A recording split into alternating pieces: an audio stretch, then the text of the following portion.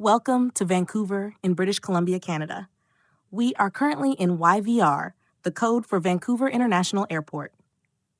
The YVR Art Foundation is an independent, not-for-profit organization dedicated to the development and advancement of British Columbia and Yukon First Nations visual art and artists, supporting the vitality and sustainability of First Nations art for artists, their communities, and the people of British Columbia and the Yukon. This sculpture is called Spirit of Haida Gwaii, the Jade Canoe. Spirit of Haida Gwaii is a sculpture by British Columbia Haida artist Bill Reid. Spirit of Haida Gwaii is intended to represent the Aboriginal heritage of Haida Gwaii, formerly called the Queen Charlotte Islands. The sculpture is 20 feet long, 13 feet tall, and weighs 11,000 pounds. There are 3 versions of it: the Black Canoe, the Jade Canoe, and a full-sized plaster original. Welcome figures by Nuu-chah-nulth artist Joe David, 1986. Waterfront Center Food Court. The fountain is dramatic and has a vortex-like appearance.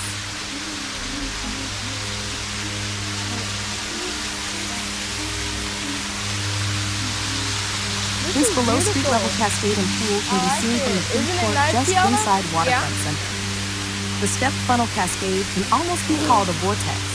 When staring into it, one gets the sensation of a spiraling vortex of water flowing down into the bottom. It is really quite a dramatic presentation, probably not often appreciated except by weary, hungry tourists as they gobble up their Chinese food or McDonald's inside the mall. The best vantage point, though, is looking down into the cascade from street level.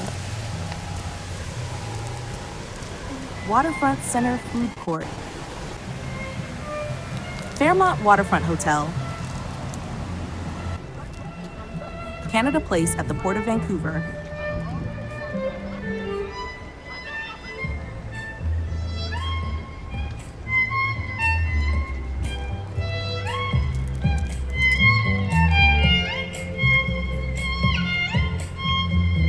Canada Place Welcome Center,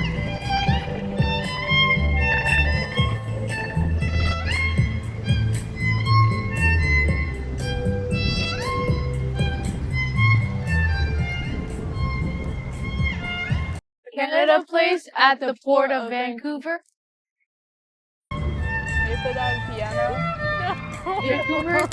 Vancouver Convention Center. This is the East Building, located in Canada Place, which it shares with a cruise ship terminal and the Pan Pacific Hotel. It has 133,000 square feet of space, including a 91,000 square foot column-free dividable exhibition hall, 20 meeting rooms, and a ballroom.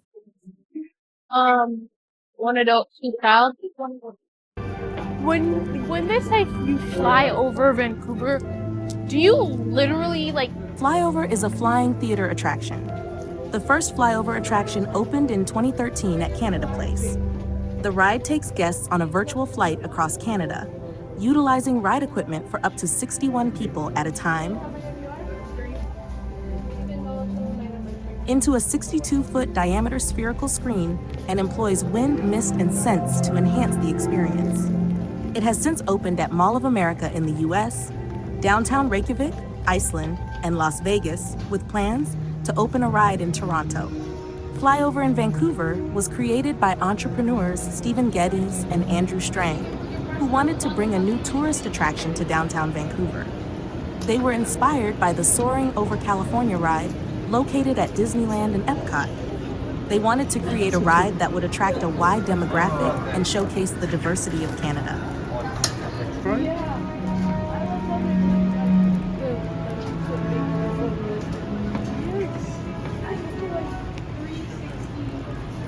I like how they went side to side. Actually move.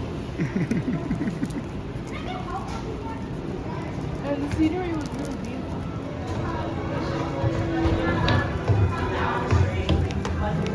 The ride is located in a former IMAX theater at Canada Place. Soaring Attractions invested $16 million to develop the ride. On June 29, 2013, the ride opened as Flyover Canada. It became the largest new tourist attraction to open in the region at the time.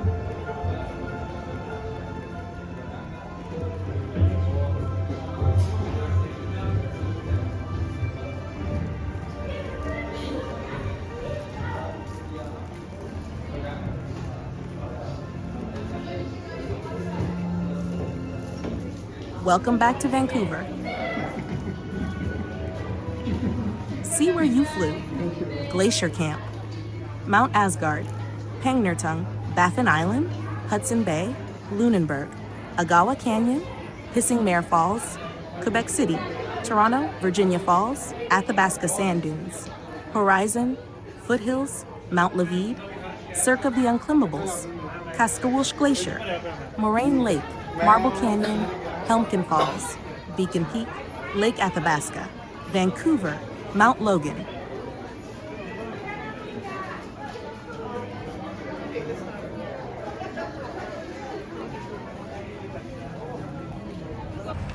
So we just finished flyover at Canada Place at the Port of Vancouver. I think it was really cool because we got to see like this image and it was really cool, but sadly we couldn't record it. But it was really cool though. Yeah, and they had like super cool effects, like when you went near a waterfall, they like spray like water on you and stuff. It was like in kind of like a 3D or 4D kind of thing. And it's like supposed to be kind of more like you if you were like in a plane or something. Yeah. It's kind of like realistic kind of thing. And we thought it was pretty interesting. Do it again? What again? Can you do it again? Do you recommend that? Oh. Yeah. This was a really, really cool place and I recommend visiting.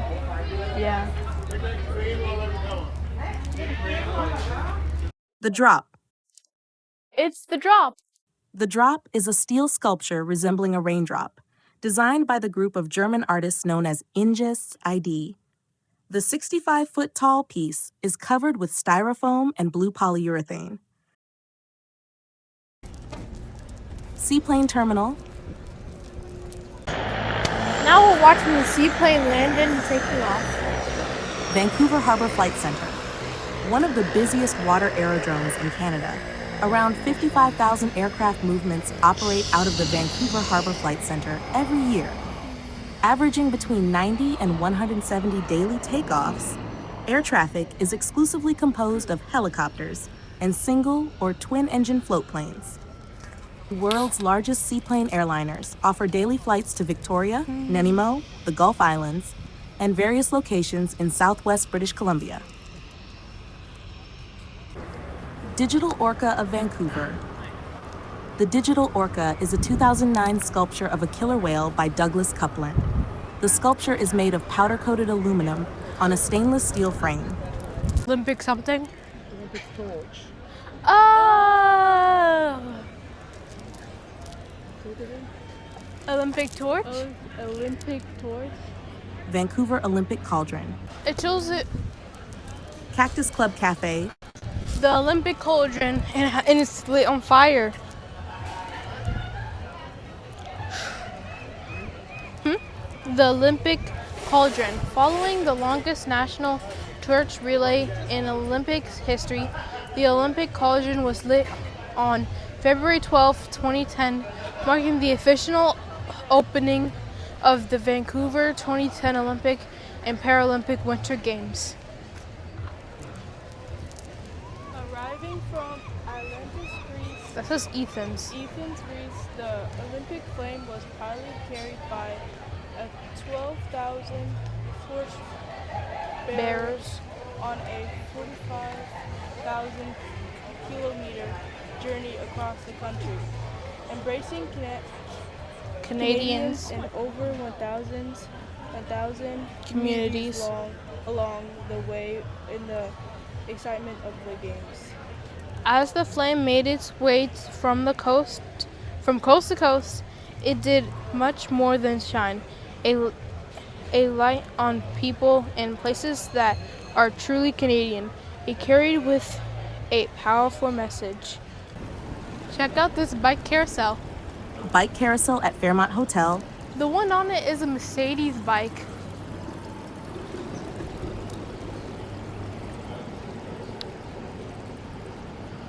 If you wait a little bit, you can see it's a Mercedes bike with the Mercedes logo.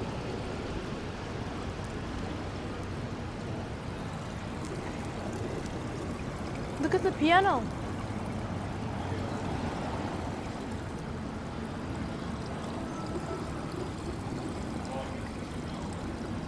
Stanley Park Totem Poles, Sky Chief Pole. Our art comes from spirituality. From after the onslaught of another culture, our spirituality and our belief are alive. In this pole, we wanted to acknowledge the arts and ceremonies of our grandparents' generation and show that the arts are here today just as we are here, alive and intact. Chief Waka's Pole. In Kwak Waka Wak, ceremonies, carved staffs called talking sticks are held by people making important speeches on behalf of a chief. Oscar Maltapy Pole. First Nations origin stories tell of the animals and supernatural beings who helped found family lineages. These stories are celebrated in songs, dances, and totem pole carvings. Beaver Crest Pole. Carved in 1987 by Niska'a artist Norman Tate, along with his son Isaac, brother Robert, and nephew Ron Tellick. West Vancouver, Lions Gate Bridge, Capilano Watershed, Grouse Mountain, North Vancouver.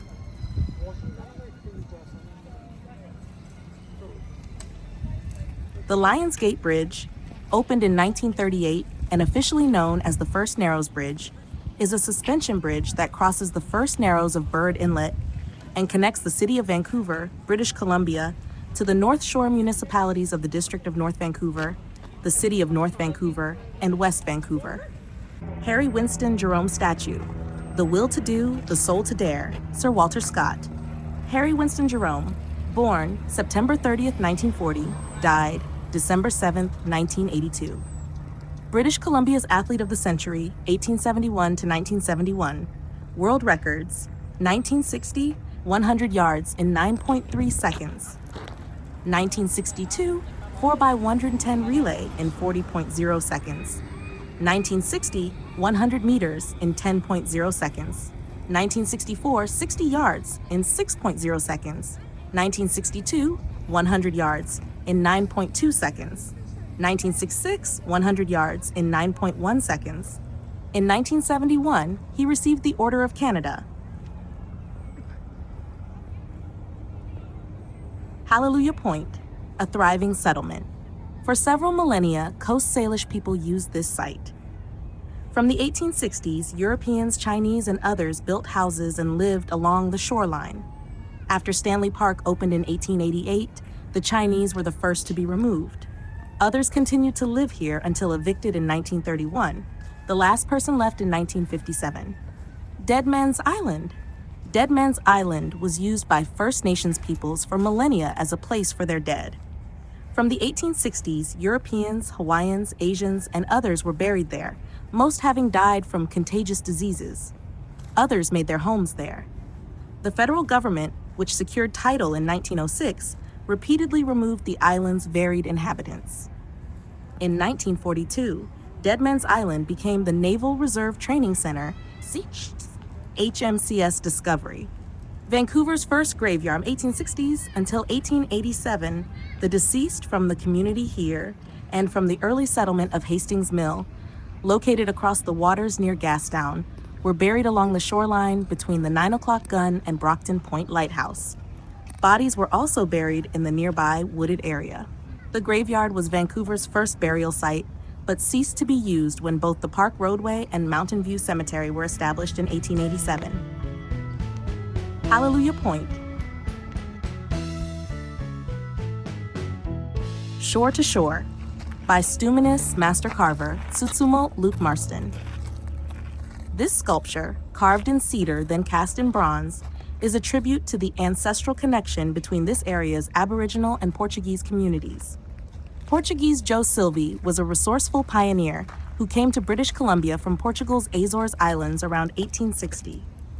Born in Musqueam, Pate Qualton, At was of Musqueam and Squamish descent and was Silvey's first wife. She is shown wearing a dentalium shell headdress and shawl, befitting a high-born matriarch from the traditional territories of this area. Qualton At died quite young from tuberculosis. Silvey then married Quatlimat Lucy, a Shisha 7th Sachel, First Nation matriarch. Quatlimat is depicted wearing a traditional woven cedar hat. Both women hold fishing net needles for creating and mending nets and mat creasers used to create sharp edges on cattail and tula mats. Western red cedar tree. The wood of the western red cedar has been used for constructing housing and totem poles, and crafted into many objects, including masks, utensils, boxes, boards, instruments, canoes, vessels, houses, and ceremonial objects. So what it's doing is it's kind of folding in on itself and strengthening itself. Right? But that only happens after it's 300. Right? So this has been here for a long time. This popped out of the ground in like 1700s, late 1600s. Isn't that fantastic? Like, wow, look at all the changes that have happened in this world. The Lions Gate Bridge. The term Lions Gate refers to the Lions, a pair of mountain peaks north of Vancouver. Northbound traffic on the bridge heads in their general direction.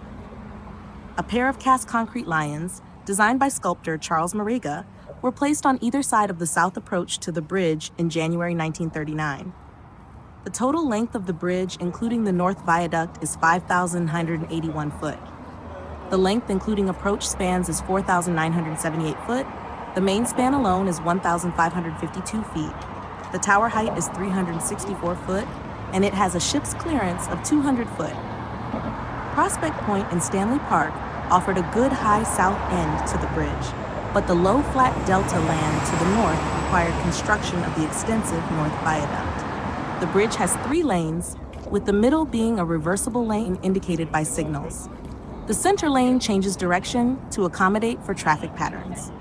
The traffic volume on the bridge is 60,000 to 70,000 vehicles per day. Trucks exceeding 13 tons are prohibited, as are vehicles using studded tires.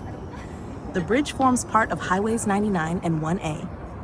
On March 24, 2005, the Lions Gate Bridge was designated a National Historic Site of Canada.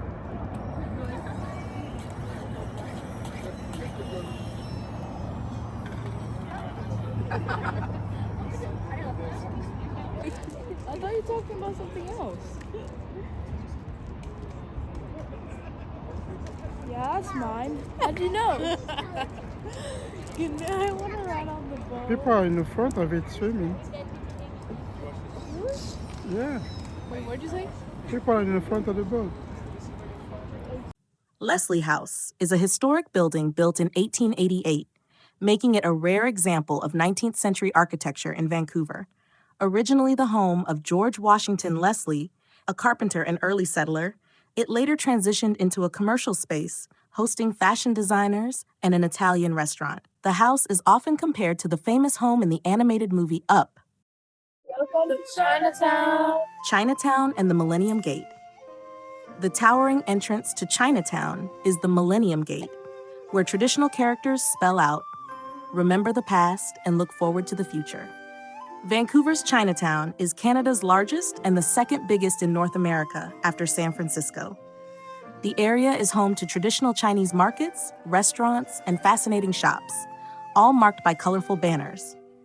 Key landmarks in Chinatown include the Chinese Cultural Center of Greater Vancouver, S.K. Lee Academy and Chinese Language School, Dr. Sun Yat-sen Park, a classical Chinese garden, Chinatown Heritage Alley, and Shanghai Alley.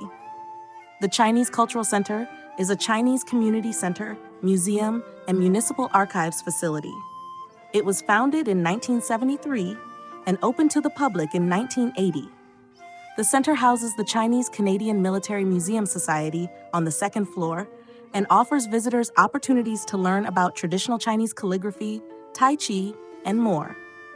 The Dr. Sun Yat-sen Classical Chinese Garden was the first Chinese garden built outside of Asia. It consists of a freely accessible public park, Chinatown Heritage Alley, and Shanghai Alley. The Dr. Sun Yat-sen Classical Chinese Garden. The garden's mandate is to maintain and enhance the bridge of understanding between Chinese and Western cultures, promote Chinese culture generally, and be an integral part of the local community. One of the most significant historical features is the Western Han Dynasty Bell, a gift from the city of Guangzhou to the citizens of Vancouver.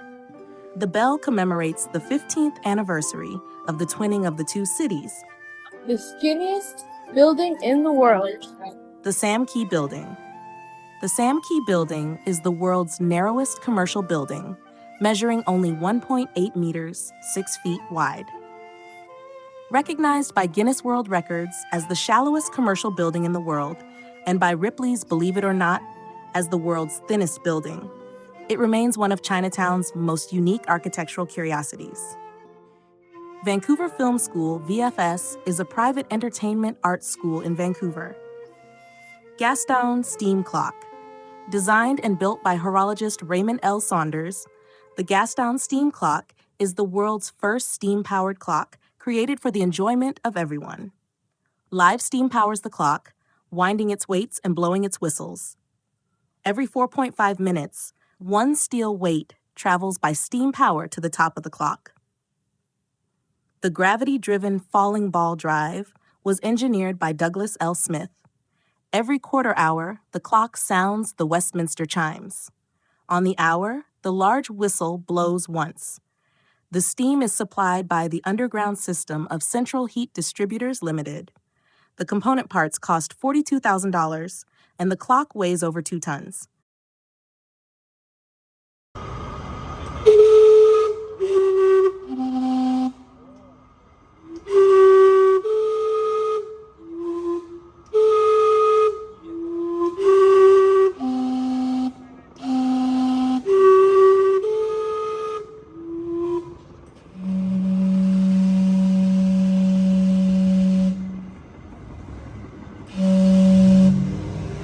Gastown neighborhood. Vancouver's first downtown core, Gastown, is a thriving and diverse urban community. Enormously trendy, it attracts artists, young professionals, and residents from all walks of life. From fresh seafood spots to hip sandwich joints, lunch and dinner hours bustle with energy. Right now we're at Gastown steam clock, and it goes off every 15 minutes. I would like tiramisu. Silvestre's Gelato. Silvestre's Gelato is a beloved spot for gelato, a frozen dessert similar to ice cream but lighter and denser. Gelato is the Italian word for ice cream, made with a custard base but with less cream and eggs and more milk than traditional ice cream. I'll take chocolate hazelnuts. Churned more slowly, incorporating less air, making it denser. Typically lighter and healthier than ice cream due to its lower fat content. Authentic gelato is made with fresh milk, eggs, and seasonal fruits without artificial additives or preservatives. Popular gelato flavors include lemon, dark chocolate, strawberry, pistachio, tiramisu, raspberry, hazelnut, pineapple, coconut.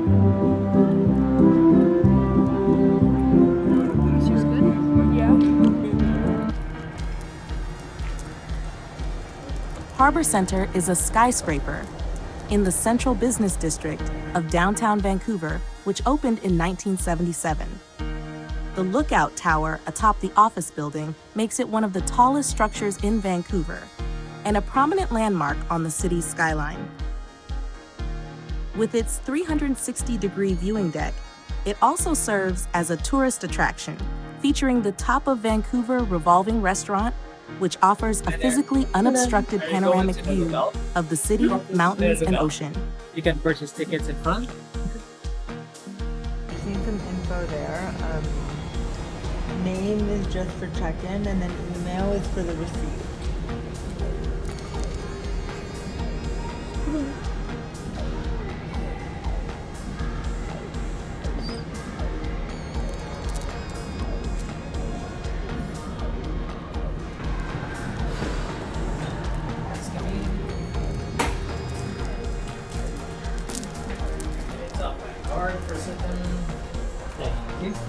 The elevator is transparent on this side only.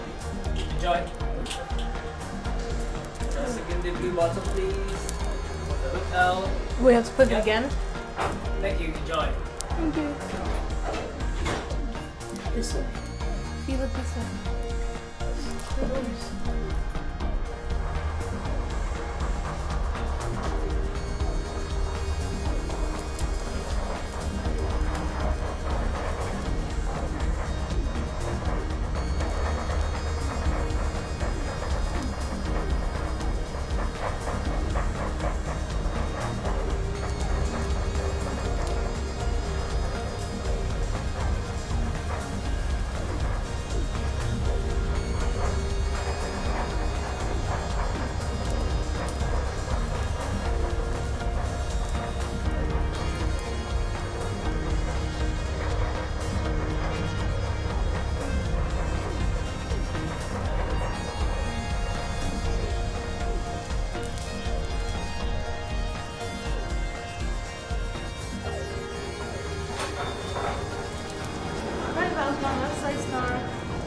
Hello guys. Okay, we have in here free Wi-Fi if you want to connect. And if you want to do a free audio tour about the city, you have to scan your phone with this QR code, only if you want, okay? If you guys just want to walk, take the left side. Thank you very much.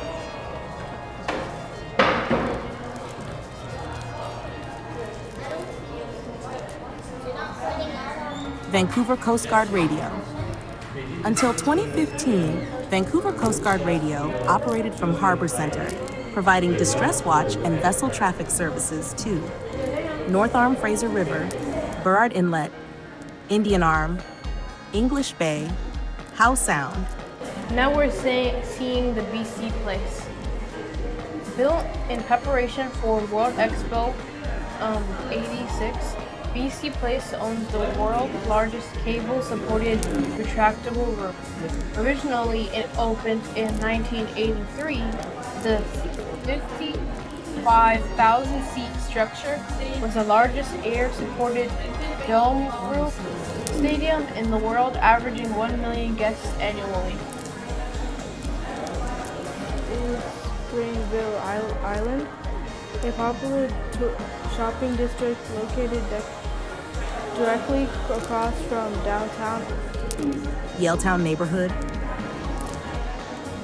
City Hall, designed to reflect the totalitarian classism seen in many European government buildings at the time. Vancouver's current City Hall was built in 1936, the year of the city's Golden Jubilee. Rogers Arena, formerly known as General Motors Place, Rogers Arena is home to Vancouver's most sought-after ticket, the National Hockey League's Vancouver Canucks. Built in 1995 at the cost of $160 million, BC's Place, smaller neighborhood, comfortably sits 19,000. Chinatown neighborhood, centered around what is now East Penter Street, Shanghai Alley was home to over 1,000 Chinese residents by 1890. Dominion Building. Located in the heart of Vancouver's former financial district at the edge of Gastown, the Dominion Building was the tallest commercial building in the entire British Empire when it was completed in 1910. At 53 meters, it held the title for only 2 years, as the 82-meter Sun Tower ascended in 1912. Vancouver's first steel-framed high-rise, the building flew the British flag from a 12-meter flagpole atop the building until Canada adopted its own flag in 1965. And Helijet, Sikorsky S-76 taking off from the Vancouver Harbor helipad. Helijet International is a helicopter airline and charter service based in Richmond, British Columbia, Canada. Its scheduled passenger helicopter airline services operate flights from heliports at Vancouver International Airport, YVR, downtown Vancouver, downtown Nanaimo, and downtown Victoria. It also operates a charter division, Helijet Charters, serving the film, television, aerial tour, industrial, and general helicopter and corporate jet charter markets, as well as helicopter and jet air ambulance services. The airline was established in 1986 as Helijet Airways and started operations between Vancouver and Victoria in November 1986 with 1 Bell 412 helicopter and 14 staff members. Princess Cruises, the Princess Cruises Line ship, docked at the award-winning Canada Place Cruise Terminal at the Port of Vancouver. Vancouver is the only home port with both one-way and round-trip itineraries through Canada's Inside Passage. Gastown neighborhood, Vancouver's first downtown core, enormously trendy Gastown is a thriving and diverse urban community. From fresh seafood spots to hip sandwich joints, lunch and dinner times bustle with hungry artists, young professionals, and residents from all walks of life. Port of Vancouver. The Port of Vancouver is Canada's largest and busiest port, offering 27 major marine cargo terminals. Each year, 200 billion in goods pass through the port, equating to 500 million of cargo per day. Canada Place. Canada Place served as the Canada Pavilion for the World's Fair in 1986. It is an inspiring national landmark and award-winning complex that welcomes residents and tourists alike.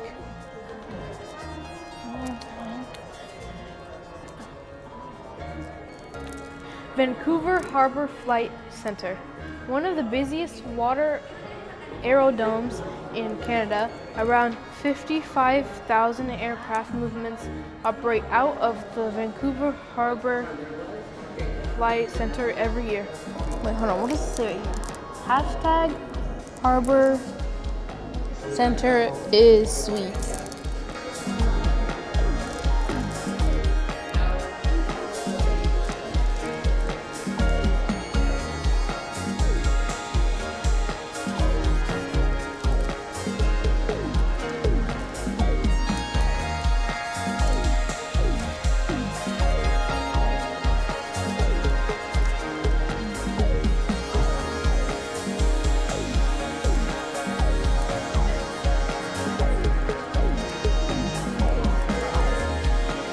The Vancouver Lookout. Located at the top of the Harbor Center Business Building, the Vancouver Lookout was officially opened on August 13, 1977, by Neil Armstrong. His footprint was imprinted onto cement and was displayed on the viewing observation deck, but later disappeared during renovations. Glass elevators transport visitors 553 feet skyward from street level to the observation deck in just 40 seconds.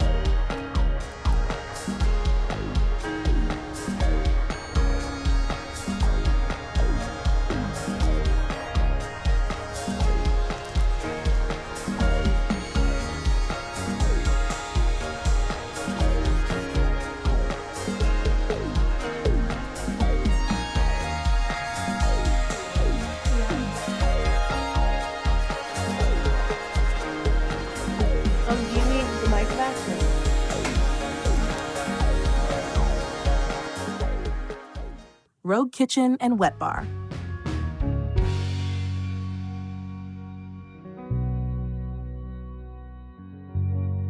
This sculpture is inspired by a statue called Angel of Victory. The original sculpture is bronze, a 7-foot-tall statue showing a fallen soldier being carried up to heaven by a female angel. It is on a pedestal inscribed, "To commemorate those in the service of the Canadian Pacific Railway Company who at the call of king and country left all that was dear to them."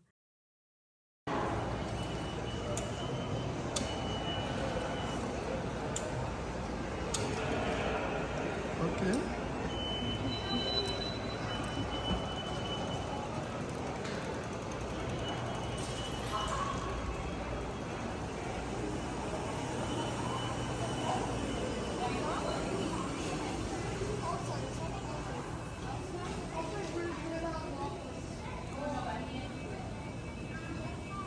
Seabus to Lonsdale Quay.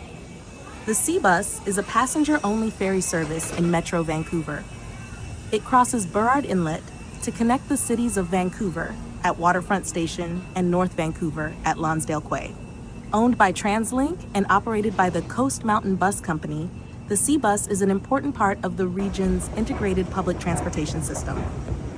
In 2024, the Seabus had a ridership of 5,398,900, or about 15,800 per weekday as of the fourth quarter of 2024. The Seabus fleet currently consists of 4 vessels seating 400 people, with the most recent ship, the MV Bird Chinook, entering service July 22, 2021.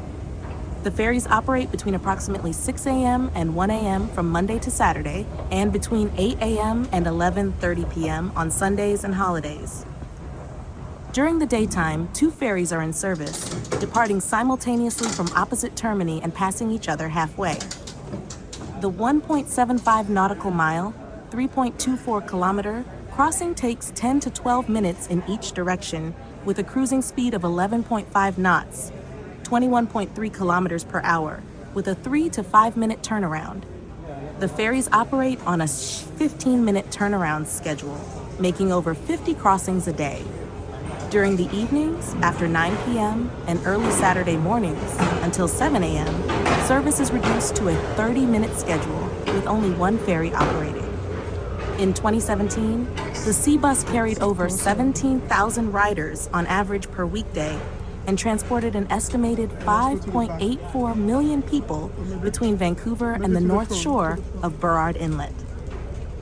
The ferries operate with 4 crew members on board, captain and first mate on the bridge, 2 attendants on the passenger level, and engineers stay ashore but are available for regular checks and emergencies. Seabus crew members are trained and certified for marine emergencies and will provide directions to passengers if needed. The turnstiles at the Seabus terminal are used only for counting the number of passengers boarding. If the maximum number is reached, the turnstiles lock and no more passengers are allowed to board. The Seabus stops on the Vancouver side at Waterfront Station near the Vancouver Convention Center and the cruise ship terminal at Canada Place. A skywalk connects the Seabus terminal to the main station, where passengers can transfer to the West Coast Express and 2 lines of the SkyTrain system, Expo Line and Canada Line. The Lions Gate Bridge, connecting the city of Vancouver with the North Shore municipalities of the District of North Vancouver, the City of North Vancouver, and West Vancouver. In 2018, a seismic and accessibility upgrade of the waterfront terminal began, including escalator replacements and a new staircase to improve foot traffic flow. In North Vancouver, the Seabus stops at the purpose-built Lonsdale Quay, which has an adjacent bus loop, forming a major transit hub for Vancouver's North Shore municipalities. Lonsdale Quay has also become an important tourist destination with a hotel and public market. In 1989, the North Vancouver terminal was named the Charles A. Spratt Seabus Terminal, in honor of Charles Spratt, the project manager of the Seabus project. Each terminal consists of 2 docks, surrounded by an E-shaped structure. Passengers board from the central waiting hall, which is separated into 2 waiting areas, each serving one dock by partitions and turnstiles, and disembark onto a side platform, a Spanish solution. In late 2012, TransLink announced it had selected Damen Group of the Netherlands to build the fourth Seabus vessel, the MV Burrard Chinook. The project was expected to cost approximately $25 million, with the vessel originally slated to enter service in the fourth quarter of 2014. The project was delayed, and the vessel ultimately entered service on July 22, 2021, with the total cost rising to $32.2 million.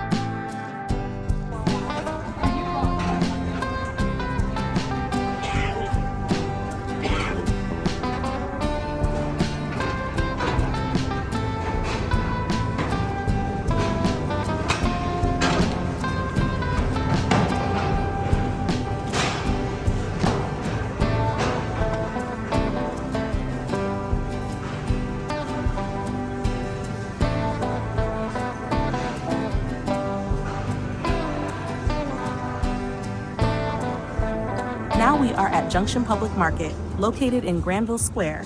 It is Vancouver's unique container market. Junction Public Market is a unique marketplace created with customized shipping containers, featuring rotating pop-ups, local artisans, food vendors, a bar, and a live entertainment space. Merchandise vendors at Junction Public Market include Verity Pearl, Pachissime Pet Couture, Sumac Boutique, Seaside Souvenirs, Egg Atelier, Lumbo and Elfin Atelier, I Think So, Welcome to Vancouver! the iconic Vancouver sign, Pacific Craft Candles, Katie Silver, Living Lotus Chocolate, Benu Leather, Honeybird & Co., Neo Naturel, all the good things from BC. The larger-than-life-sized Pink Donut. Participating food vendors include Yobone's Barbecue, Focacciaza, Mago Eggo, Bao Buns, Tornado Potato, Mr. Pretzels, Tochi, Spanish Cravings, Barista Brothers, the Seaside Icebox. The sipping container features local craft brews from Central City Brewers and Distillers, wine by Stag's Hollow Winery and Joy Farm Winery, Ward's Hard Cider, and pre-mixed drinks.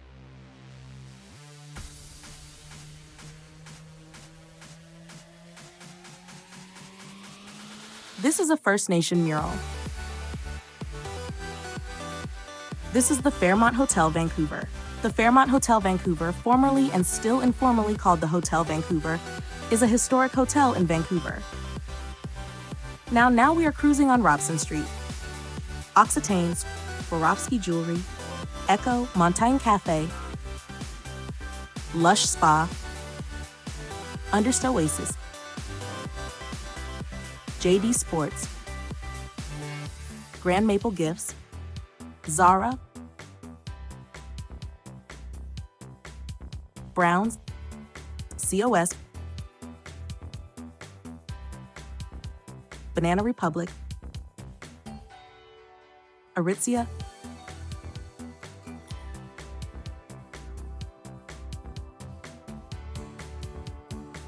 Mildred, Spice 6 Fine, Mountain Warehouse, Forêt Noire Kakassu, Momo, NYX, New Balance, Paul Restaurant, Bellamy, Baba Tang,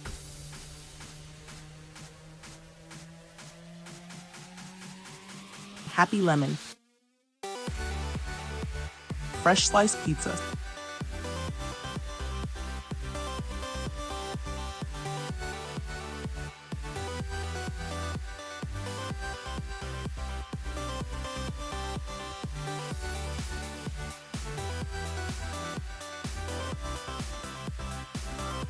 Samsonite,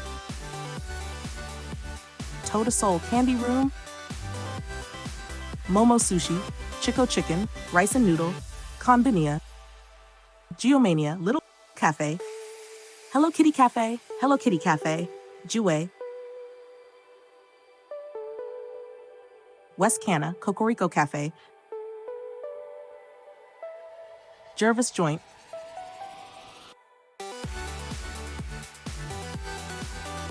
Listel O'Dole's Hotel, Valentino Cigar Barclay Hotel, Cora, Joe Fortis Seafood, Camper,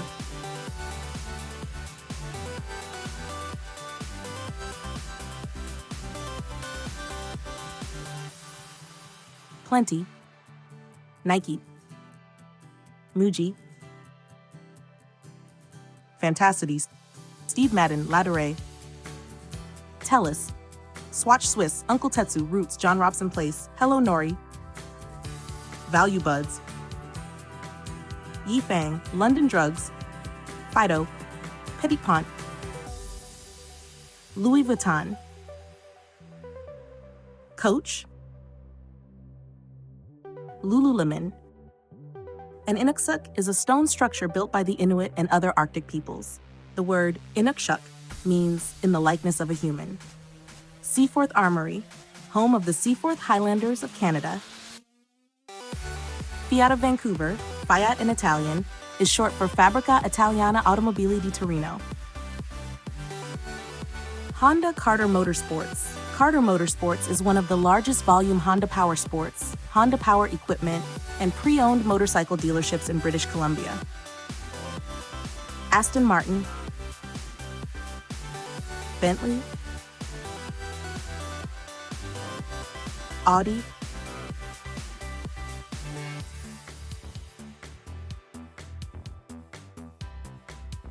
Ferrari,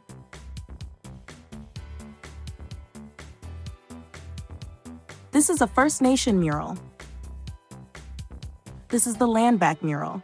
Landback is a 6-story, crowd-funded mural that honors Indigenous peoples and gives a platform to graffiti artists. This is the 90s mural.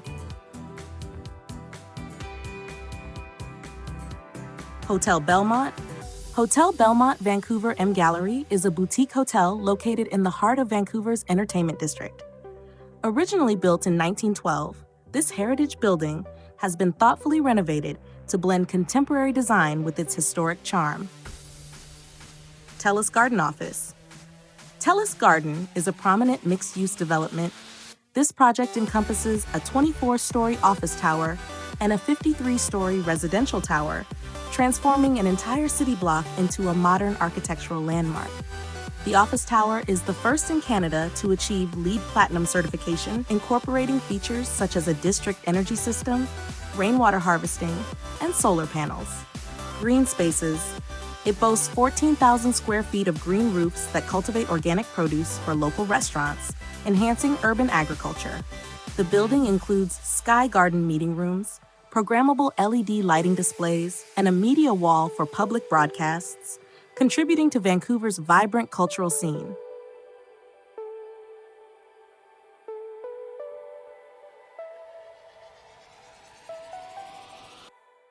This is the Giovanni Cafe, an Italian-inspired coffee bar. Inspired by modern Italian cafe culture, it features espresso-based beverages, Italian sandwiches, pastries, salads, and aperitivo cocktails. Library Square Public House. CBC Radio Canada Vancouver, the Canadian Broadcasting Corporation, branded as CBC Radio Canada, is the Canadian public broadcaster for both radio and television. V for Vancouver Fountain.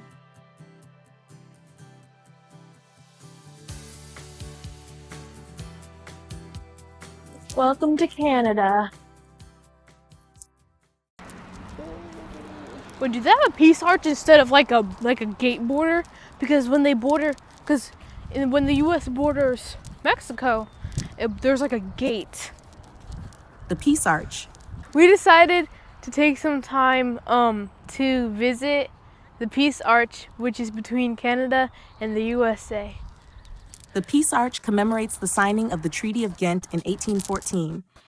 May these gates never be closed. And symbolizes a long history of peace between the two nations. 1814 open 100 years. The Peace Arch is 67 feet tall, with the flags of the United States and Canada mounted on its crown. There's a literal gate and on two it. inscriptions on both sides of its frieze. May The these inscription gates on never the be U.S. closed. side of the Peace Arch reads, "Children of a common mother," referring to the two nations' common origin from the British Empire. And the words on the Canadian side read, "Brethren dwelling together in unity," Psalm 133:1. Within the arch, each side has an iron gate mounted on either side of the border with an inscription above each gate. The one on the east side reads, "May these gates never be closed," while on the west side reads, 1814, open 100 years, 1914. In commemoration of the life and works of Samuel Hill, an American lawyer and eminent road builder, a true Quaker Peace foremost Arch in Park. peace, always promoting worldwide You know what it unity kinda and reminds me goodwill of? for those who sought to build up but never tear down. Of that flower arrangement in Disney. Border Inspection Services. This is the Canadian flag in flowers. Peace Arch Border Crossing long predated the 1921 construction of the Peace Arch. In 1914, Samuel Hill, lawyer for the Great Northern Railway, organized an international fundraising campaign to build the arch. American architect Harvey Wiley Corbett donated his talents to design the arch. International volunteers began constructing it in 1920, and it was dedicated on September 6, 1921. It was considered one of the first earthquake-resistant structures built in North America. About 500,000 people visit the Peace Arch each year. Now we are visiting the VanDusen Botanical The Garden. VanDusen Botanical Garden is named for local lumberman and philanthropist Whitford Julian VanDusen. This is nettle leaf, mullen. This is Zinnia cofer, society garlic, sea holly, and common euro.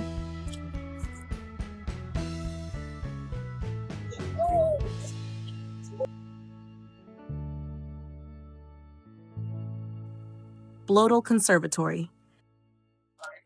Now we are at Nobel Conservatory. The Bloedel Floral Conservatory is a conservatory and aviary located at the top of Queen Elizabeth Park.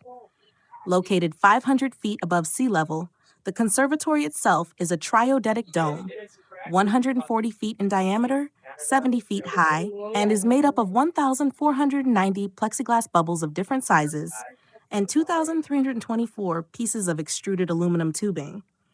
It contains 8 air circulating units and 24 mist sprayers to control temperature and humidity for the 3 climate zones inside the dome.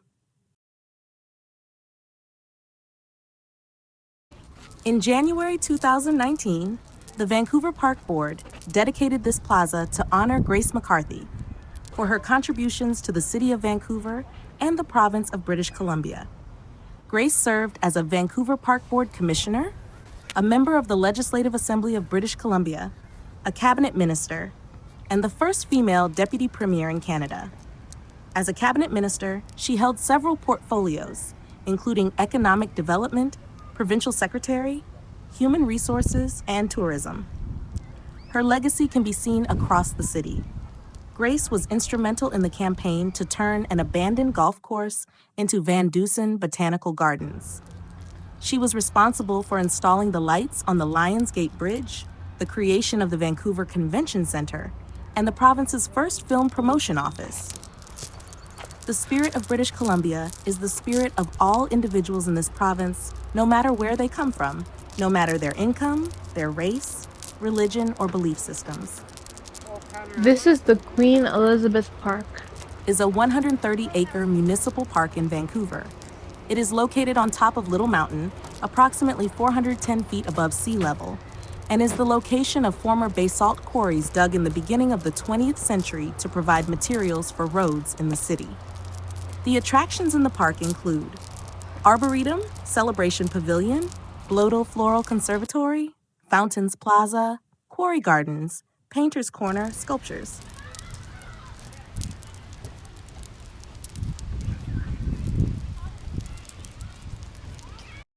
This sculpture by Henry Moore is called Knife Edge Two-Piece.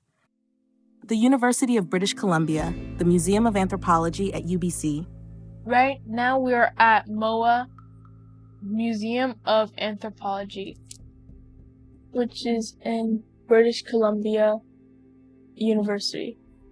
Remember your teachings. Welcome to the ancestral homeland of the Hanknam Musqueam people, to be seen to be heard, in pursuit of Venus, Memoe Center for Cultural Research. The Museum of Anthropology at the University of British Columbia, UBC, campus in Vancouver displays world arts and cultures, particularly works by First Nations of the Pacific Northwest. As well as being a major tourist destination, MOA is a research and teaching museum where UBC courses in art, anthropology, archaeology, conservation, and museum studies are given. MOA houses close to 50,000 ethnographic objects, as well as 535,000 archaeological objects in its building alone. There are about 6,000 textiles in the collection, with about half of these coming from Asia. Of particular note are the Cantonese opera costumes, considered some of the world's finest. The Audrey and Harry Hawthorne Library and Archives is open to the public. The archives contain approximately 90,000 photographs that cover a wide range of cultures, ethnographic subjects, and historical events, with collections dating back to the 1890s. There are approximately 2,800 items in the African collection. The earlier collections came to MOA via missionaries, travelers, and ex-colonial officers. The collection includes masks, Yoruba thorn carvings, over 100 Makonde figures from Tanzania, about 100 Asante gold weights, weaponry from South Africa, and about 100 mortuary objects from Egypt. About 40% of MOA's collection is from Asia. The Chinese collections include between 1,000 and 1,500 pieces of Chinese ceramics, Chinese calligraphy, and paintings, with 4 recently identified masterpieces from the collection of Ho Ping Tea. In addition, there is a large collection of Japanese prints, Buddhist art, Hindu art, including Gandhara sculpture, textiles and clothing, and Indian calendar prints. Other collections include 2,300 Chinese coins and amulets, 200 Sichuan blue thread embroideries dating to circa 1900, rare Tibetan robes, and masks from No, Japan, Suni and Kolam, Sri Lanka, and Pongsan and Yangju, Korea.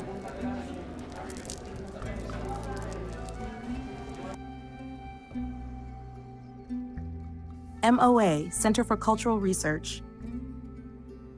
Now we're at Jericho Beach Park. Jericho Beach Kayak. Jericho Beach Park, Habitat Sculpture. This sculpture by Bernard Thor commemorates the United Nations Conference on Human Settlements Habitat Forum for non-governmental organizations, which was held at this site at Jericho Beach Park from May 31st to June 11th, 1976. 5 abandoned World War II airplane hangars, which had remained in this park, were converted into exhibition and meeting space.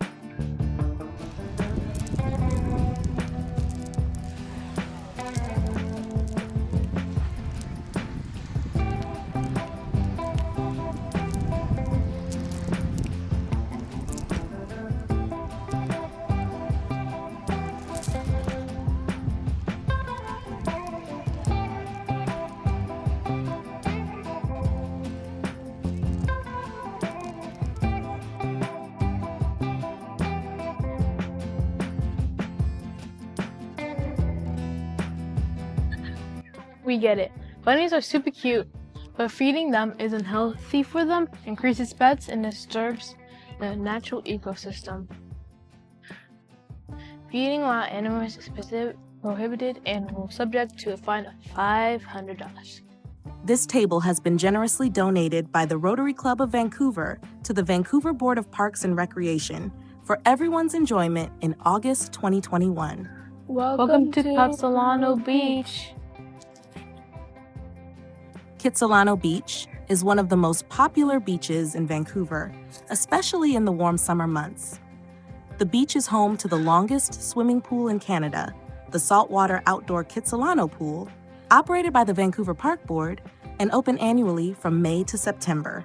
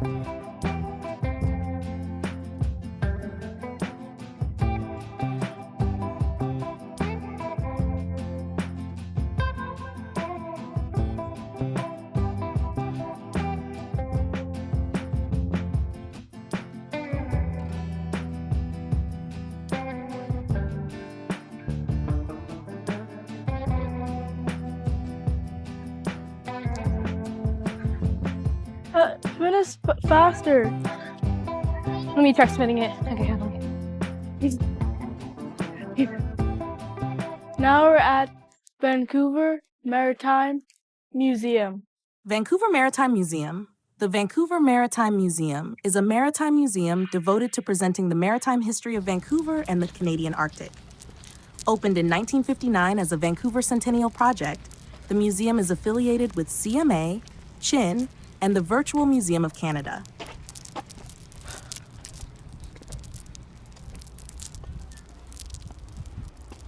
The main exhibit is the St. Rock, a historic Arctic exploration vessel used by the Royal Canadian Mounted Police.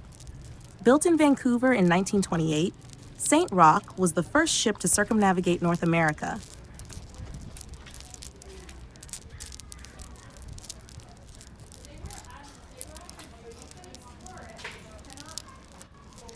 Outdoor exhibits at the museum include Ben Franklin, an undersea research vessel that was used by NASA.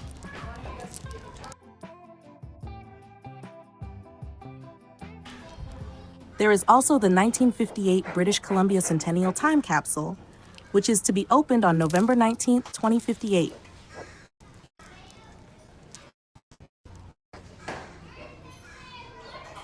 Maritime Museum.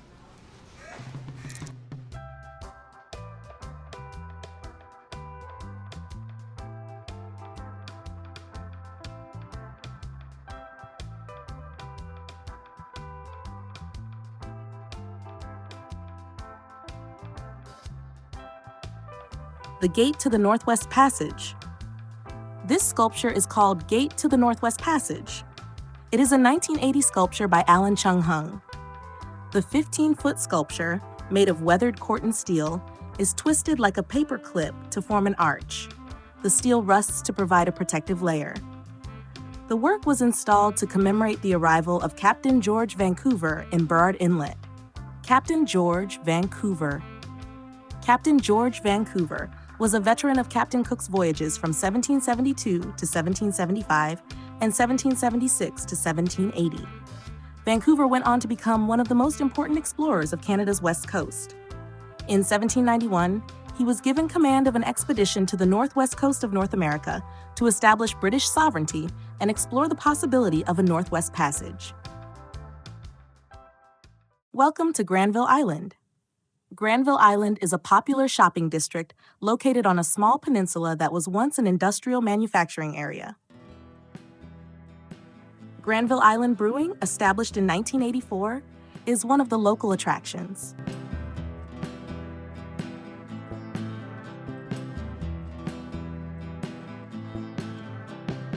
Lee's Donuts is a mom-and-pop donut shop serving handmade, quality, classic donuts based on original recipes developed by founders Alan and Betty Ann Lee in 1979. Lee's Donuts is committed to providing a fast, friendly, and familiar customer experience, serving donuts made daily from scratch using only fresh ingredients. Other offerings include Princess Cake, SeaWorld Cake, Nanaimo bars, and many unique shops and restaurants. Now, Granville Island is a major tourist destination, featuring a public market, marina, various art studios, and theater companies. The community is home to over 270 businesses, which play a vital role in the city's economy. I'm too young to look like his. Mama went off and left him. While I'm working life and he couldn't give, I said. The 14-hectare island is also a popular place to rent a boat or kayak to explore the nearby waters of English Bay.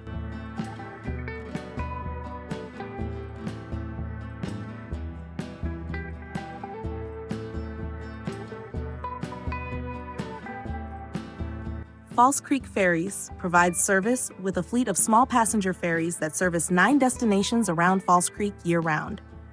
Frequent departures go to stops including Granville Island, the West End, David Lamb Park, Kitsilano, Yaletown, Stamps Landing, Science World The Village, BC Place Stadium, and the Olympic Village. False Creek Ferries celebrated its 40th anniversary in 2022. Also on the water are the Aquabus and False Creek Ferries Spirit of Lil Bood.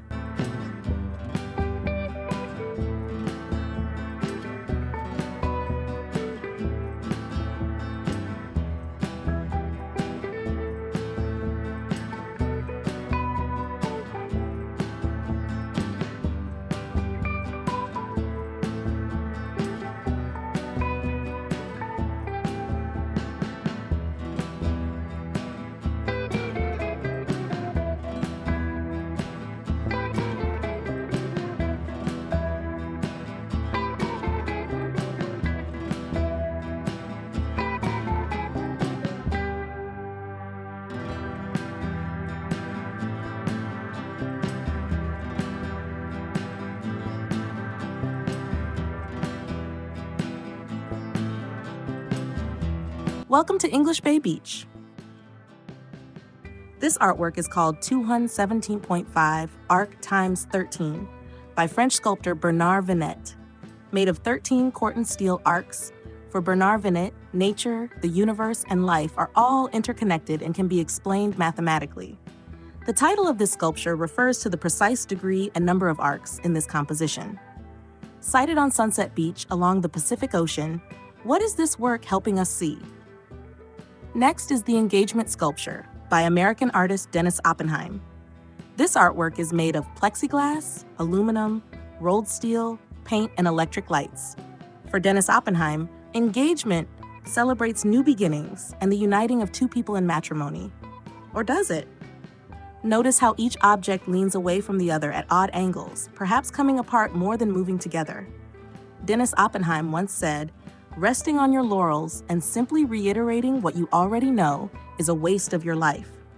It's interesting to note that engagement was commissioned at a pivotal moment in this country's history during the debates in the House of Commons that led to the legalization of same-sex marriage. Since then, engagement has been adopted by Vancouverites in love, providing a picture-perfect backdrop for engagement and wedding photos, and celebrations of all types.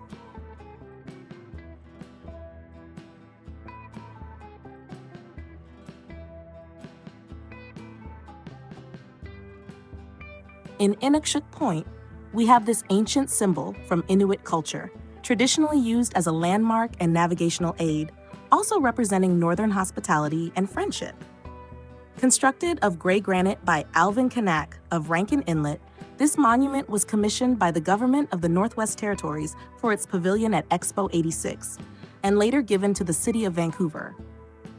In 1987, the Inukshuk was moved to this site and sponsored as a gift to the city by Coast Hotels through the Vancouver Legacies program. In 2006, Coast Hotels continued its long-standing support of the community by generously funding the lighting of the Inukshuk, making this welcoming symbol visible at night. Now, we have Rain or Shine Ice Cream, a place that exists to make our neighborhoods happy.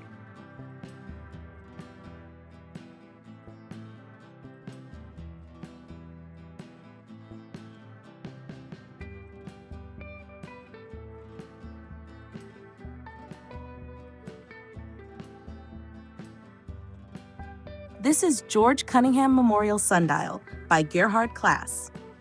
The sculpture was presented to the city by Cunningham Drug Stores Limited, whose first store opened in 1911. The sundial commemorates 3 English greenhorns, Samuel Browse, John Morton, and William Hailstone. The inscription reads, "I mark my hours by shadow, mayest thou mark thine by sunshine."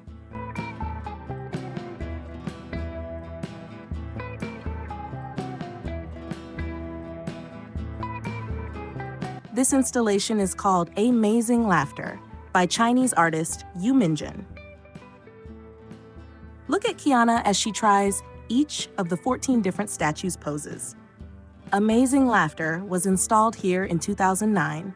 It was nominated in the Great Places in Canada contest 2013 and was the only work of public art to receive a nomination. The patinated bronze sculpture, composed of 14 statues, each about 3 meters tall, and weighing over 250 kilograms, portrays the artist's own image in a state of hysterical laughter. The sculpture was created as part of the Vancouver International Sculpture Biennale, which exhibits international contemporary works in public spaces. The sculpture was donated to the City of Vancouver by Chip and Shannon Wilson through the Wilson 5 Foundation on August 11, 2012.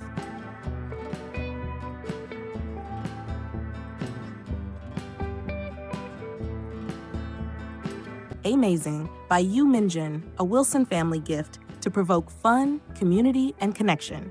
Vancouver Biennale Exhibition, 2009-2011. The inscription reads, "May this sculpture inspire laughter, playfulness, and joy in all who experience it."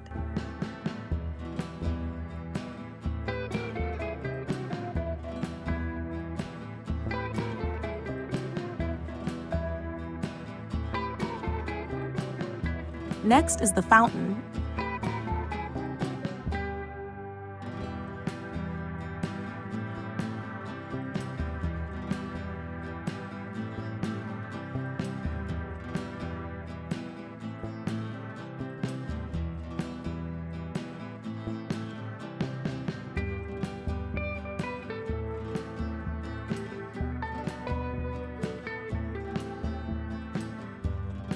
And the Beach Cafe at Sunset Beach. Vancouver Aquatic Center. The Vancouver Aquatic Center is a naturally lit indoor pool facility. It replaces the Crystal Pool that opened in 1928 and was demolished in 1974. A contract to renew the facility was let in 2023, and the project is expected to take 7 years to complete. The pool is the home of the Canadian Dolphin Swim Club, which has contributed to the success of many British Columbia and Canadian athletes and coaches.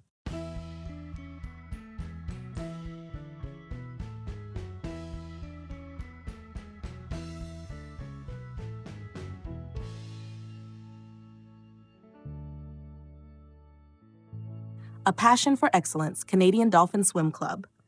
The Vancouver Aquatic Center currently features a 50-meter lap pool, a leisure pool, and a separate dive tank. But a proposal to replace the 50-meter pool with a 25-meter one is facing opposition from swim clubs and coaches.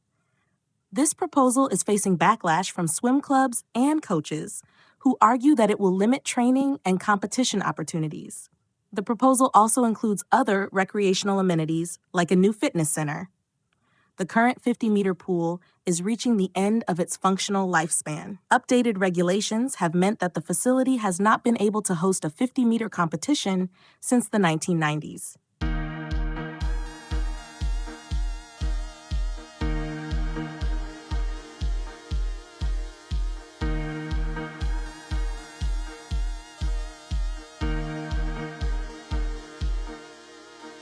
Welcome to Science World, where we are here with Drs. James Till and Ernest McCulloch statue and Expo 86.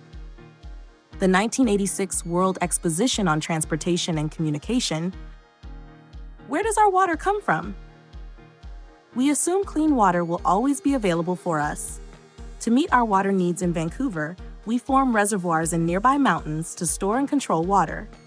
The Kitsilano, Seymour, and Coquitlam reservoirs provide Metro Vancouver with clean and safe water. These are located in carefully managed watershed areas. When we turn on a tap or flush a toilet in this part of Vancouver, water travels about 9 kilometers to get to us. Can you find a lost stream in your neighborhood? Before Vancouver was a large city, streams patterned the natural landscape. Over time, they were covered or destroyed by buildings and roads. Today, there are only a few visible streams in Vancouver. Changing landscapes. Look around you. Can you imagine what False Creek looked like 200 years ago? Human activities can alter the landscape dramatically. BC Place Stadium. BC Place is a multi-purpose stadium with a retractable roof and over 55,000 seats. The venue is currently the home of the BC Lions of the Canadian Football League, CFL, Vancouver Whitecaps FC of Major League Soccer, MLS, the annual Canada Sevens, part of the World Rugby Sevens series, as well as the BC Sports Hall of Fame. Opened on June 19, 1983, BC Place was originally an indoor structure with an air-supported roof, the world's largest at the time. The stadium is set to host multiple matches during the 2026 FIFA World Cup, including knockout stage matches. The Science World Building. The Science World Building was built as Expo Center for the Expo 86 World's Fair. Following the end of Expo 86, the building was repurposed as a science center. The Science Center opened on May 6, 1989, as Science World. From 2005 to 2020, the museum was branded as Science World at TELUS World of Science before it reverted to its original name.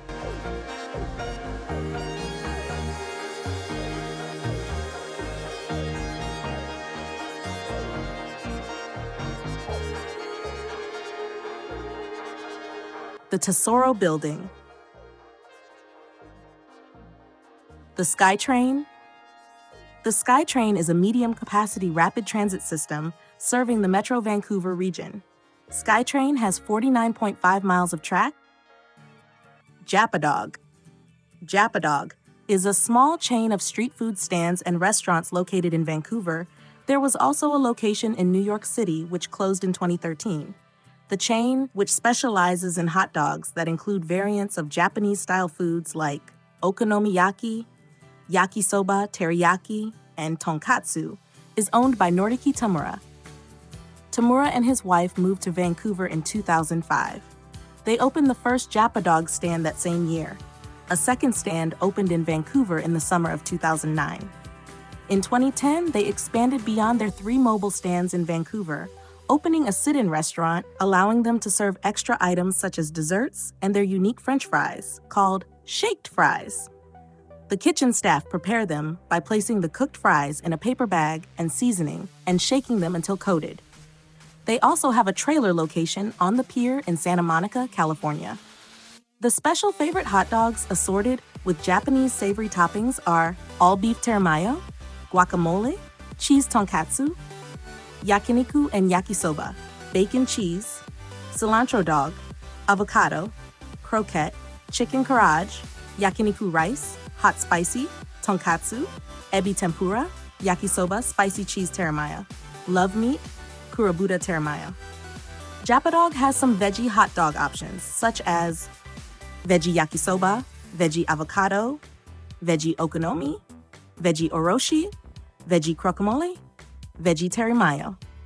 Here are some kurabuta hot dogs: kurabuta yakisoba, kurabuta yakiniku and yakisoba, kurabuta croquette, kurabuta oroshi, kurabuta love meat. Now let us list the regular hot dog options: spicy cheese smoky, veggie, arabiki pork, kurabuta pork, bratwurst pork, wagyu beef, all beef. The Japadog fries options are shake fries, shichimi and garlic, aonori, black pepper, butter and shoyu, soy sauce, cheese, regular. Bayshore Outlook Building,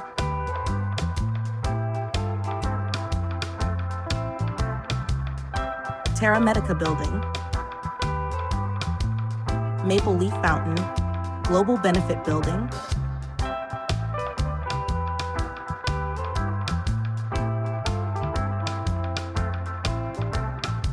Bayshore West Marina Building, Denman Street,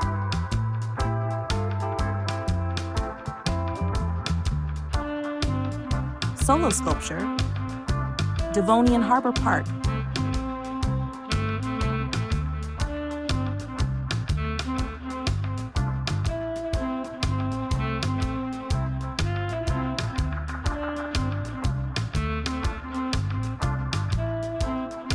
Aerodynamic Forms and Space Sculpture.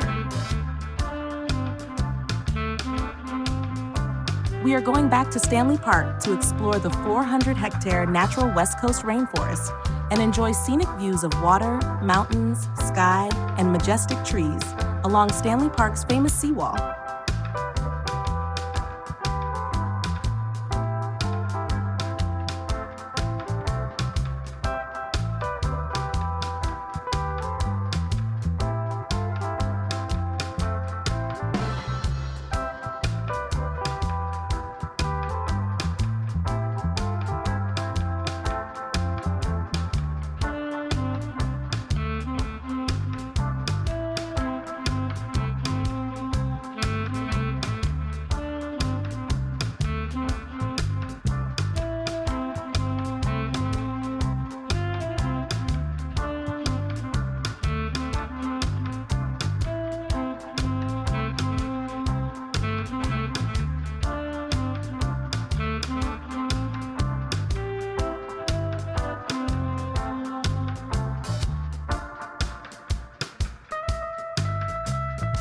Here is the Stanley Park Rose Garden, the serene rose garden with colorful arbors and flower beds founded in 1920 at a waterfront 988-acre park.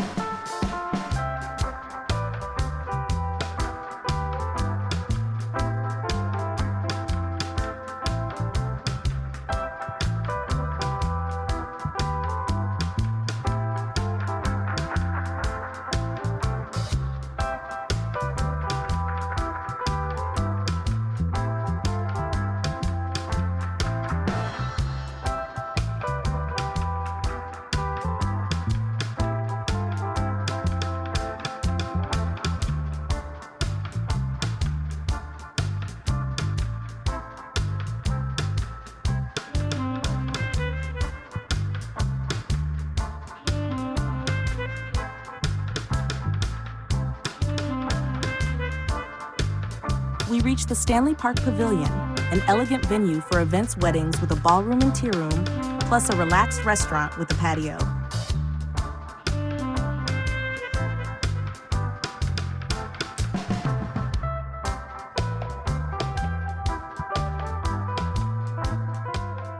This is the Lord Stanley Memorial Monument by English sculptor Sidney March, unveiled on May 19, 1960. The inscription reads, "To the use and enjoyment of people of all colors, creeds, and customs for all time, I name thee Stanley Park." Lord Stanley, Governor General in October 1889.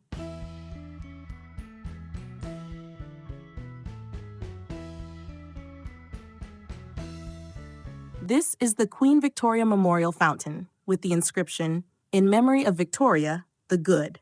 This monument was erected by the school children of Vancouver in 1905.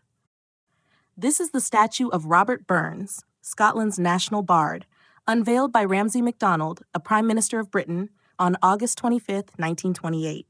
Robert Burns's sincere desire for friendship and brotherhood among all peoples is clearly shown in his many poems and songs.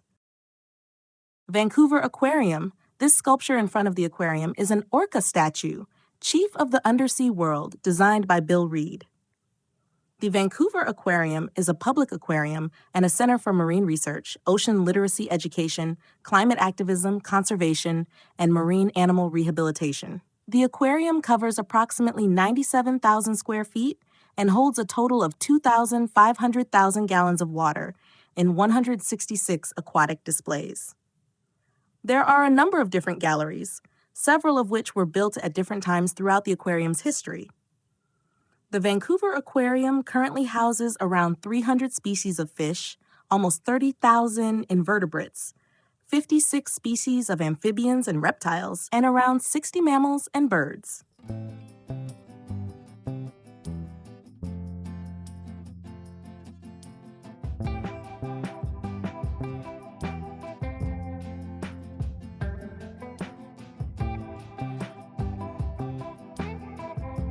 We created this unique waterfall wall to help connect you to one of life's most precious resources. Coca-Cola Canada joins the Vancouver Aquarium in working to conserve Canada's freshwater. The Vancouver Aquarium's waterfall wall is a 100-foot-long water feature that cascades over fish-shaped glass blocks.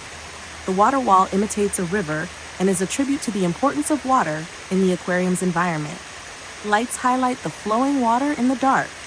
The sound of the water cascading down the walls gets louder as you approach. The water wall is a statement of how integrated the facility has become to its natural surroundings. The building's interior opens up to wide open spaces, drawing natural daylight from large windows. Runoff water from the roof is used to irrigate the green wall.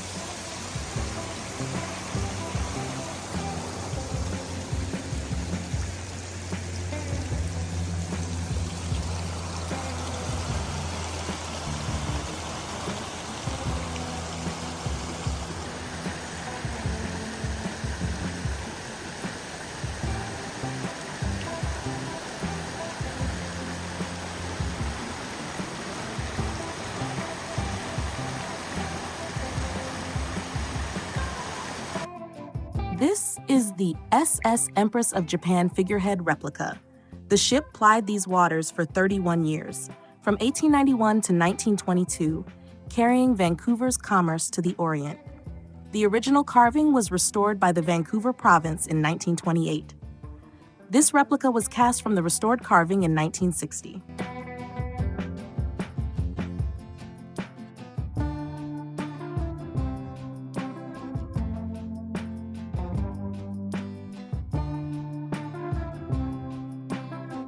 Girl in Wetsuit. This statue was a gift to the Vancouver Park Board from Hungarian sculptor Elek Imreti. Unveiled on June 10, 1972, it represents Vancouver's dependence on the sea. Girl in a Wetsuit is a life-size bronze sculpture of a woman in a wetsuit, and its resemblance to Copenhagen's Little Mermaid is hard to ignore. The Stanley Park Seawall Pathway.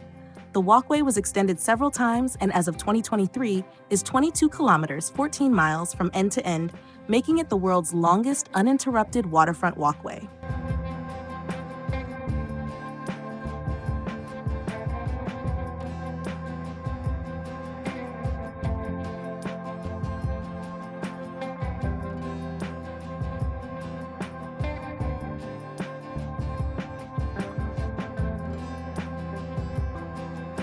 Compass.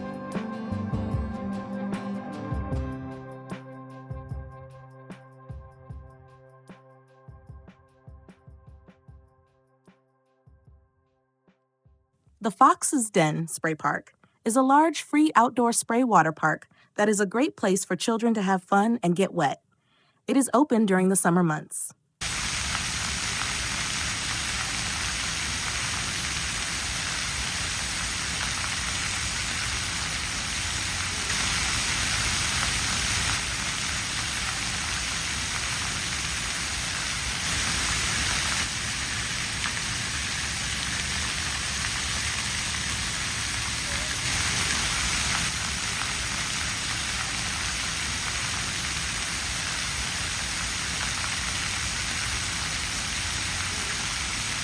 This is the Lumberman's Arch.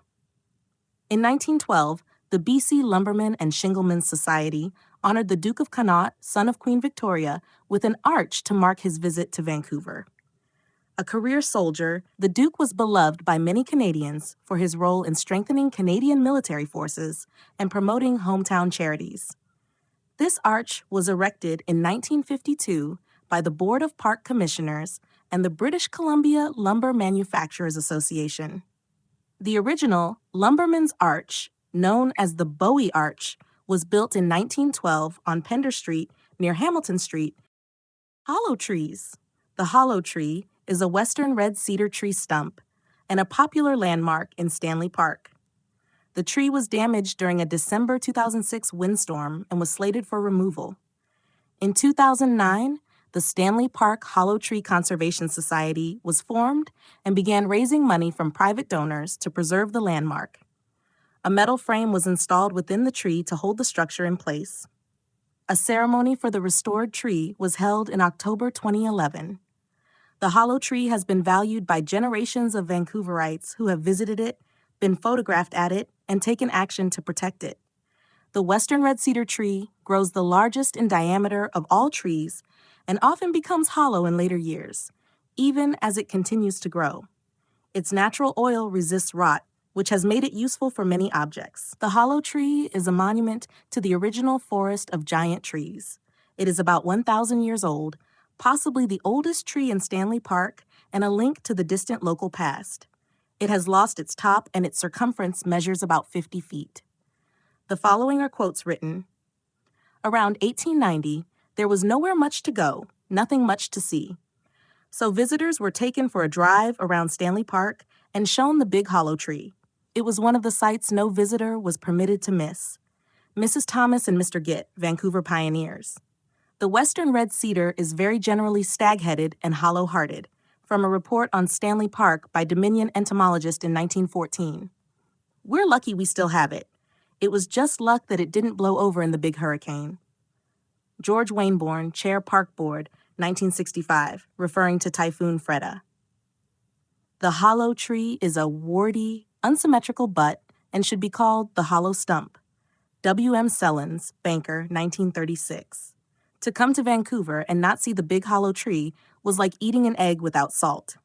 Major J.S. Matthews, City Archivist, 1965. Sawash Rock.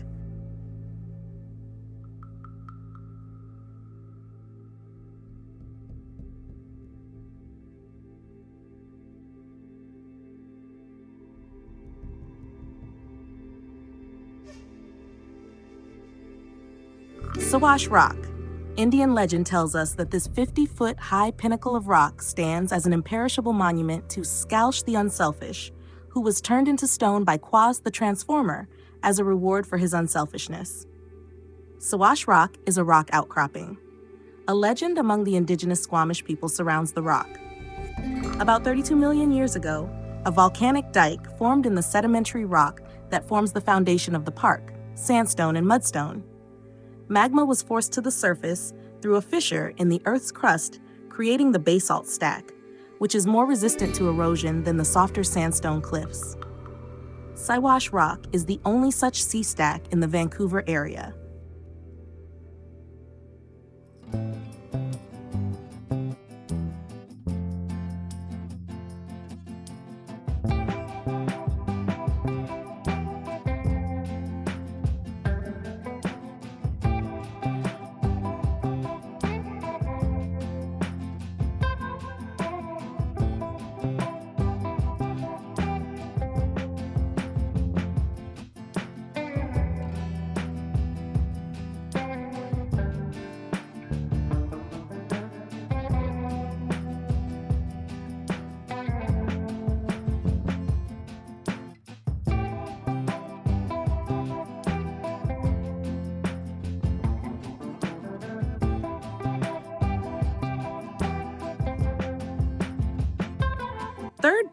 Third Beach is a naturally sandy beach surrounded by trees that shield dippers and tanners from urban noise. This is a great beach for quiet bathing, picnics, and watching sunsets.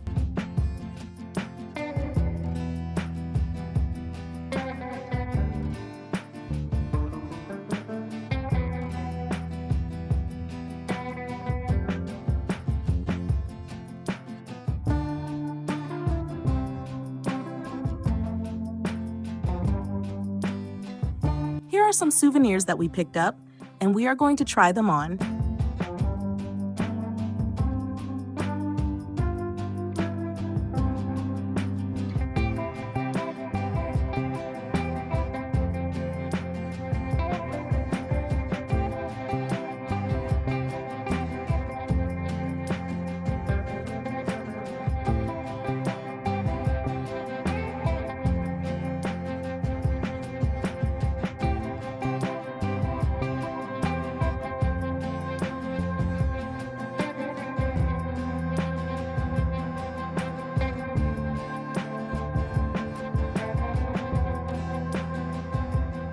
Perfect fit.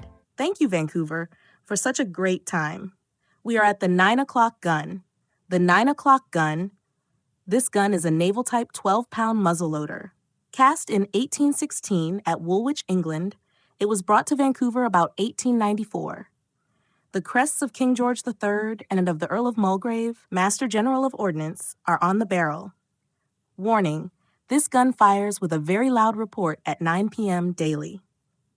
The 21 firing was later established as a time signal for the general population and to allow the chronometers of ships in port to be accurately set.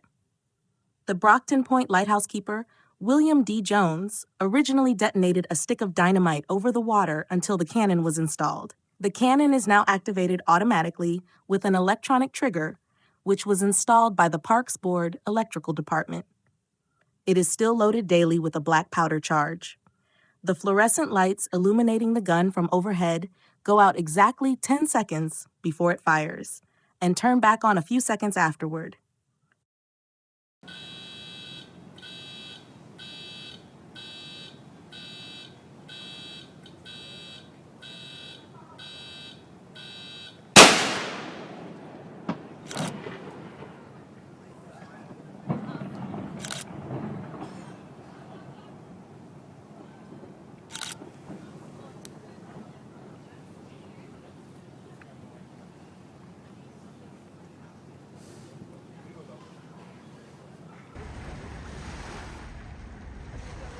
Brockton Point Lighthouse. The Brockton Point Lighthouse was first established at this location in 1890. A square tower, painted white with a red horizontal stripe, was built in 1914. The lighthouse was designed by William Anderson and has a red lantern and an arched base with a walkway underneath. The light has been officially inactive since 2008, but may still be displayed occasionally for decorative purposes. The site is owned by the Canadian Coast Guard and has been managed by the Vancouver Park Board since 2006. A number of ship collisions in the waters around the point led to the construction of a lighthouse and signaling station at Brockton Point. For a time, Brockton Point had a lighthouse keeper who served for 25 years starting in 1855 and is credited for having saved 16 people from drowning. The present-day lighthouse tower with an automatic light was built in 1914. It was designed by British landscape architect Thomas Hayton Mawson, who also constructed the lifeboat house located below the point and other Stanley Park landmarks.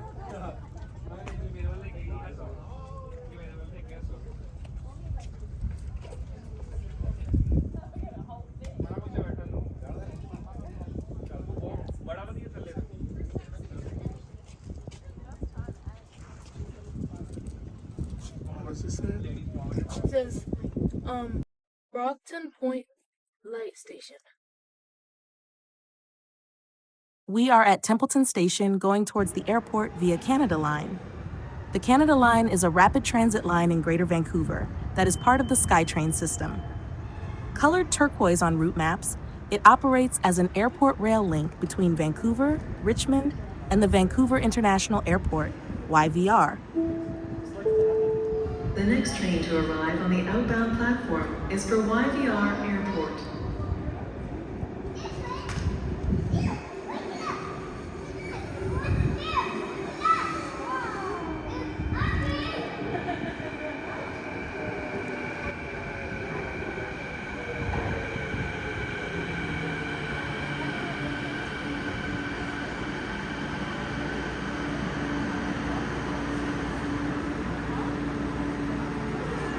The The line comprises 16 stations and 11.9 miles of track.